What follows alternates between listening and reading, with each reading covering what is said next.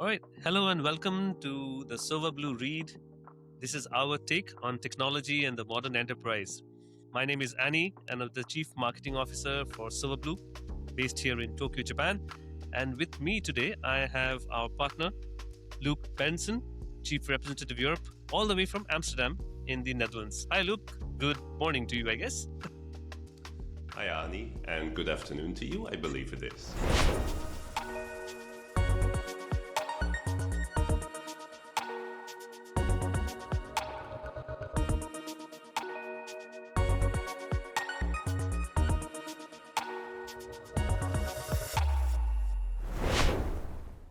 So here we are with episode 1 of our podcast. Now it's been a while since we started planning about this, and if you recall, Luke, it's been a while since we first met.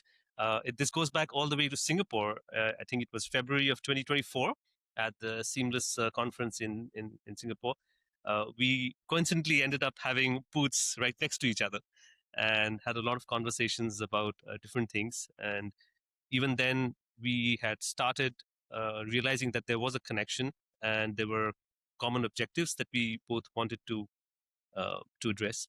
And we had discussed back then that at some point, at the right time, we would connect and possibly look at what we could do together. And look where we are today, a few years down the line. We've come some distance, haven't we? Maybe even literally. And I love how we met such long time ago, and there was already that click. And Yeah, I feel the differences actually connected us, like coming from different places. And let's hypothetically say we met halfway um, and yeah, found common ground. And I still feel like we had the best energy and conversations and laughter in that place at that event, because definitely, definitely. people always started circling around us and having conversations and like, okay, here's something interesting going on. So I feel it all started then, but then it also needs time to digest, and you have follow-up sessions and conversations. Yeah, absolutely, you're right. And coincidentally, we were there with the two co-founders of our company, Natrajan and Charan, who the three of us were there representing Sovablu, and you were there with your consulting side as well. And like you rightly said, there was a click, and I think if you remember, we had discussed back then as well that when the right time would come, we would try and do something together. And the first thing that we did, when we realized that we were now ready after having a very strong base in Japan. We took this decision to now trigger our global business.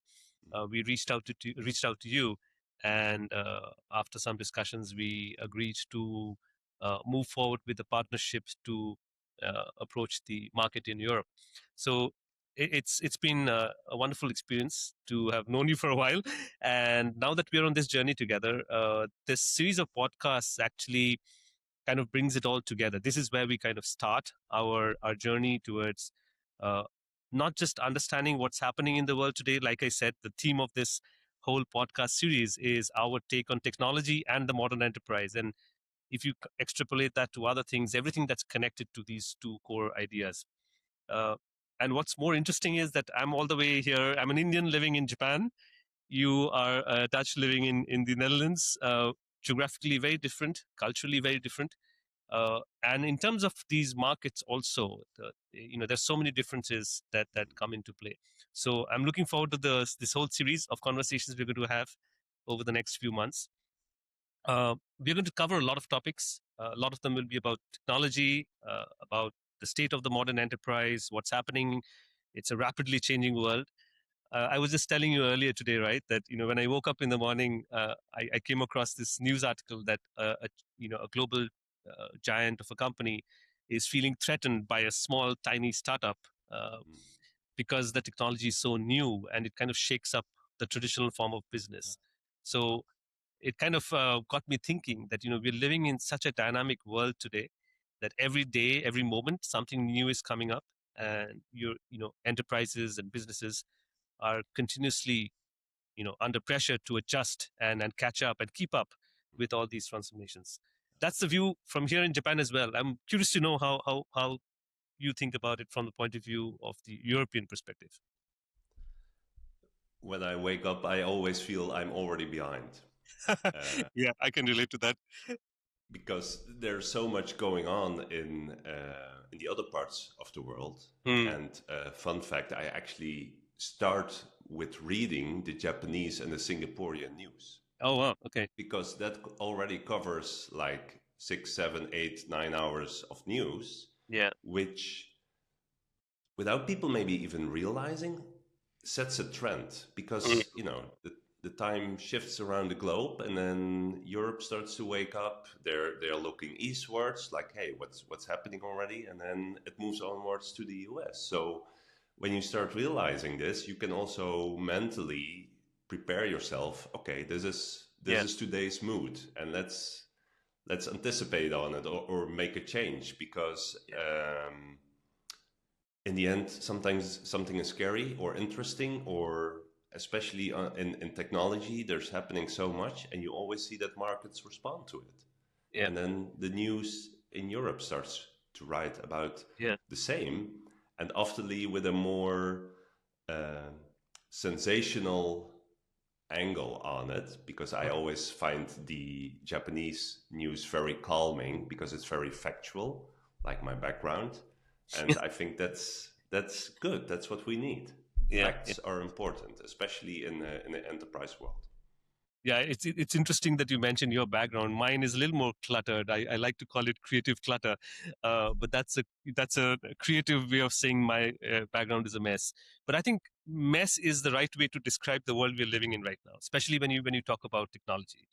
Like I was saying earlier, everything is changing so quickly that no matter what is the scale of your organization, you're still struggling. You're still struggling to keep up with how quickly things are transforming. And as a decision maker, if you're senior executive in a large enterprise, it's very challenging to figure out what is the right strategy, because the right strategy that may be right today may be completely wrong in a few days time or a few weeks time. So in this chaotic world that we live in, it's very difficult for enterprise decision makers to decide what is the right long term strategy. uh, and especially in the world of software, as you're aware, we come from a history of being a services organization here in Japan, where we've worked with very large Japanese organizations providing the traditional IT services, package basically to these customers. And this model was tried and tested and effective for a while, but then things changed very quickly, and that's what prompted us to take a different path, which we'll come to in a bit. But having said that, do you feel, with your awareness of Japan and the rest of Asia, and of course, a very close association with Europe, because that's your home ground, do you see there are certain similarities between what's happening between these two geographically, as different as you can possibly get scenarios? In the end, I've been in the enterprise world for almost 20 years, and Yeah. you always see that there's a little sense of being afraid to make long-term decisions because everybody's aware, like, I make a decision today and then maybe the end result is there in 2, 3 years down the road, Yeah. but the world will look different. And that's how actually people start making different decisions. And I always feel like I have clients in Asia. I've been working in Asia for a few years. The energy, it's just different. Like Yeah. looking at the possibilities Mm. and to want to test and try out something, you almost feel it when you step out of the plane, and like people have that mindset like, Yeah. let's test, let's verify, let's Yeah. Yeah. validate, let's see if something works, and then we move on. And Yeah. Fail, I feel fail quick, similar. and learn from your lessons, and learn your lessons, and then try something Yeah, different. Right? yeah. Yeah. And Yeah. that's the energy I feel when we're talking. Like, we're trying to find common ground, Yeah. and the Japanese world is different from the European world, but on the same part there are similarities. Yeah. You're Like, absolutely right. I mean, in many ways, we've discussed this before as well, that Japan has these typical challenges that it's facing today. It's the demography of the country is quite challenging. It's a shrinking and aging population, uh, and it's an island nation, so there's not much of movement happening into this country. at least not the kind that they want.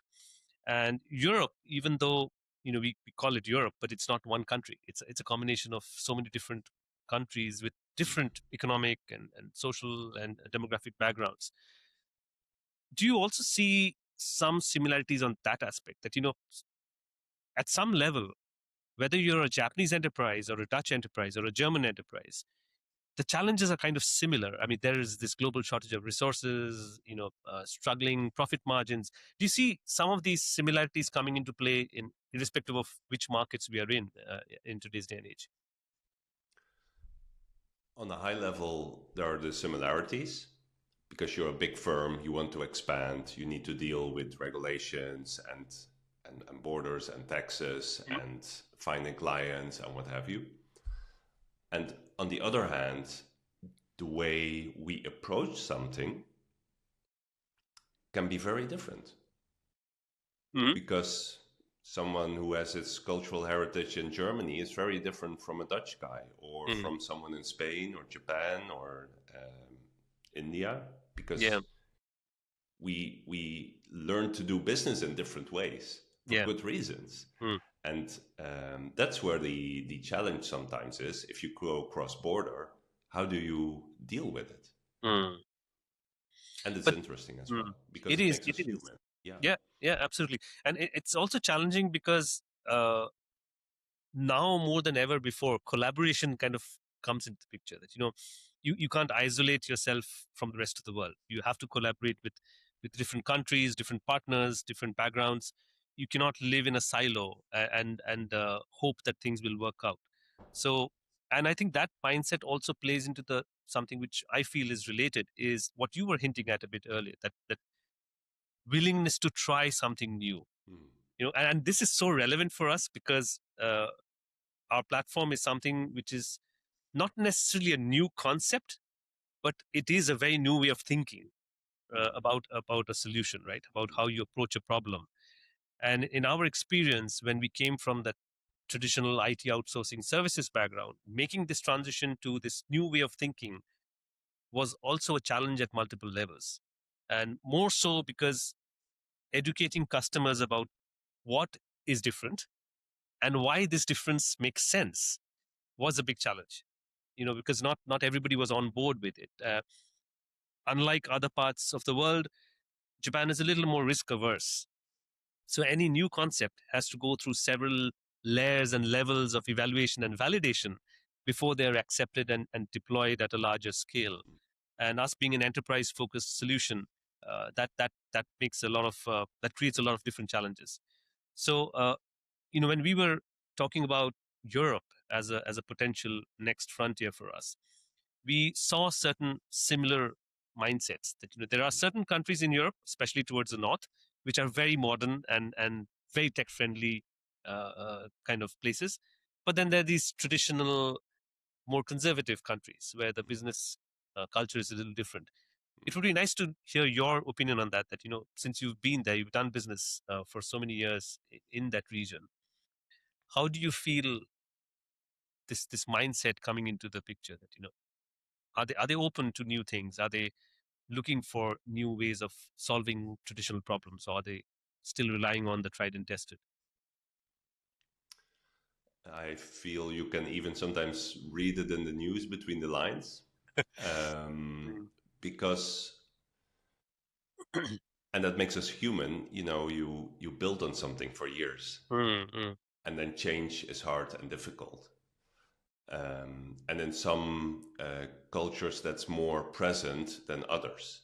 mm, Some are more flexible, open-minded, looking forward, looking for possibilities, adoption, collaboration, working together. Especially the Dutch, we've been doing business for good and bad reasons for decades, hundreds of years across the yeah, world yeah. because we felt we were traders. Mm, And some other countries and markets have a different mindset, which is good. But then you just need to know, how do I approach this? How do I talk about the topics? How do I bring forward something new, something different? Sometimes it takes more time. Sometimes it sounds cheesy, but it takes a dinner. or maybe a Yeah. stroopwafel, Ani. Yeah. I've been told that works Yeah. very good in some cases. Yeah. Um, but you need to learn and adapt and read the room and understand how business is being done, Yeah. because like you said, the southern European markets, they are very different from the Yeah. Nordics. And even in between there are differences, Yeah. and when you don't know, if even if you have your enterprise and you're talking to colleagues in another country, you can make a big misstep Mm. if you don't know the cultural nuance Yeah. in those markets. Absolutely right. I mean, that is so relatable. I mean, especially being a foreigner living in Japan also has a similar. I had a similar learning that I think the biggest aspect of succeeding in Japan as a business is to adapt to its local business culture. And it's the small things, the language, the mannerisms, the the way you interact with them, the relationships you build with them. And interestingly, what you said about certain parts of Europe, where that sometimes a business relationship is formed over a dinner, which is absolutely true for Japan as well. I mean, even now, maybe post COVID things have changed a little bit because that wining and dining culture has reduced substantially. But for a very long period of time, Japan, the way business was being run was on the basis of personal relationships. So that's how we all started here, right? We used to meet our customers at personal level for a business dinner or somewhere. A lot of people would play golf and build connections. But one thing that always stood out was that once you established that trust and you build that relationship, that would be a long-term relationship. It was not going to, break very easily unless you really mess up. So I think that was a wonderful learning for us. And with all of that learning, I've been here for 26 years now, doing the same thing in different spaces. But one thing I have learned is that I think Japan kind of prepares you with some of the most interesting experiences and discipline that you can probably inculcate within yourself. And that's a perfect, launching ground to look at other markets. That when you go to other places, you come with that mindset of discipline and understanding and experience and knowledge. And the reason why I'm mentioning that is when we were talking about the product as well, when Jaron was initially sharing his ideas, uh, his initial idea was based on the fact that, look, we've been doing IT services for Japanese customers in the same way for more than 20 years. So the first realization was that, is this working anymore? Or are we, yeah, they're still our customers, we're still earning revenues, but are we really solving the bigger problem here? Or are we just have we reached a point of status quo where nobody wants to, disturb something that's not broken, at least on the surface?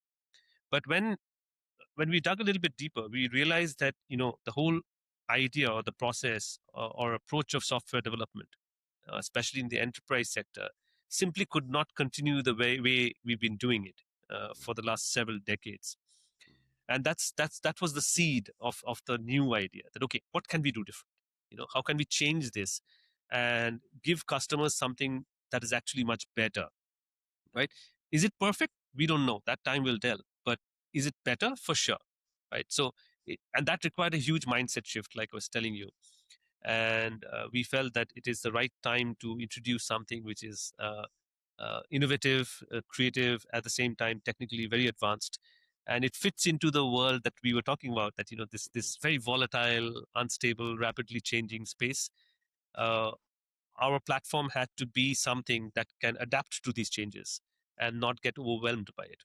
So that reliability, that flexibility, that scalability, these are all things that made it into the platform. Uh, and that's how we are looking at it from the technology perspective. So I think in this series of podcasts, we'll also look at uh, across culture, especially in the European region as well as other markets. What are the key challenges that enterprises are facing today? Like I was talking about earlier, that the decision making process, what's holding them back, what's troubling them, what are the key pain points, and what are the solutions that they have access to right now, and what could potentially be better approaches. How could we look at those aspects and kind of have several brainstorming sessions on these podcasts and exchange of Yeah. ideas. Yeah. That's how I think we're going to go. So Ani, we've been talking a little bit now on the, let's call it the ecosystem of countries and what Oh we're yeah. dealing with. And Hmm. I now know you for a while personally, but I think it's also nice for the audience to understand a bit where we're coming from and especially why you're so invested in Sovablu. Yeah, I think, like I was hinting a bit earlier, the journey actually started with our two co-founders, Nata and Charan, who I've been here for 26 years, as I mentioned. They've been here a bit longer than that, and but during this entire period, our focus has been primarily on Japan. Right, we have been, for all practical purposes, a Japan-centric business, and I read that as a qualification because I feel Japan is one of the most challenging markets to succeed in. Right, any product or company or business that succeeds in Japan is by default required to be of a certain quality and caliber. So, in many senses, I feel that this vast experience that we have as an organization in Japan uh, is a big factor that gives us the confidence that we will succeed in other markets too. Uh, with that as a background, my role in marketing and in my role as in the global markets is to make sure that we expand into new markets. Now that we've settled in Japan, we're achieving a lot of success. We're working with some wonderful companies of a global nature. I think the next logical step is to look beyond the Japanese boundaries. And Europe makes a huge amount of sense because, like we were talking about earlier as well, there are so many similarities of the market dynamics. So I think this ambition of becoming a global organization and changing the way businesses around the world function, bringing about radical, dramatic transformations in their businesses and seeing them succeed because of what we are doing is a huge motivation. So I think all of us as a team, both on the technology side as well as on the business side, we are all very committed to making sure that the success that we've seen in Japan with Japanese customers, we can also replicate that in our European markets and beyond that as well. So I think that's basically the story in short. And since we are also in the early stages of this podcast, it would be wonderful if you could tell us a little bit about yourself, because you are a key figure for us in that region. So I'm pretty sure everybody would like to know what your thoughts are about how this started and where it goes. Well, of course, I met all three of you back then in Singapore, Nata, Yuani, and also Charan. Yeah, And I immediately felt the energy, although each one of you has, of course, a different position and sometimes a different view on things, while it's still, as one harmony approach, which is really good. And even I met Charan a few weeks ago back right, in right. Singapore. Yeah, And if you see and feel the passion, how he talks about the solution, the product, how you help clients to take a different next 10-year plan into the organization, I think it's beautiful. And that's exactly what goes really well for me, because for decades I've been working in the enterprise, mm, in corporates, and I always try to bring business and technology closer together. yeah, It's really hard. Usually they speak different languages or even have a different blood group. And